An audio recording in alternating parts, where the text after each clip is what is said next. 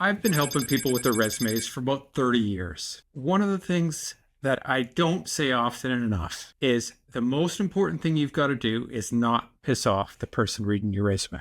And the easiest way to do that is not the amount of white space you have or, not including some really important thing. The number one thing you can do to not piss off somebody who's reading your resume is make sure it's been written in a very clear, large font. This is a very simple tip, but so many people get it wrong. Here are a couple people who've written great books.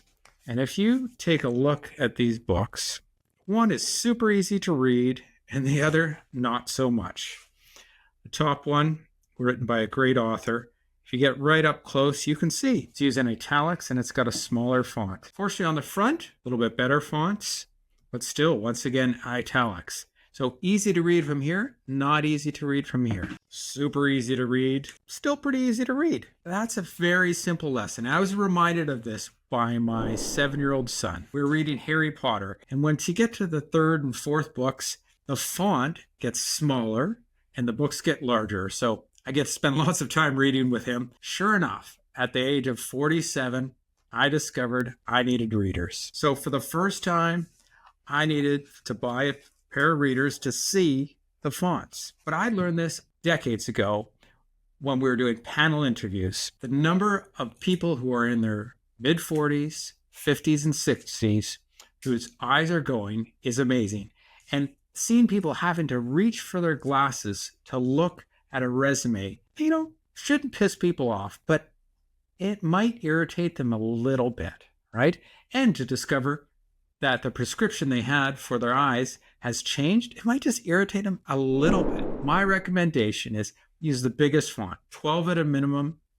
Sometimes if you don't have as much experience and you don't need to fit as much information on the page, 14, some good white space, a really simple font. You really want to avoid italics, and you make that first page of your resume and your second page of the resume as clear as possible. Sometimes people are trying to fit so much information on a resume, either on that first page or to fit it on 2-page, they can make a bad decision and choose the wrong font and having it be too small. So if you have to make a 3 or a 4-page resume, please do, but don't ever choose a small font. My recommendation is always put that most relevant experience on the first page anyways, because most people won't get to the second page unless they're really sold on a candidate from the first page. So I hope that little piece of resume advice is something you take with you throughout your career, telling other people, because if you apply for a job and you piss people off a little bit, or somebody in the hiring team, it might not even be the first person who reads your resume, but could be in the second stage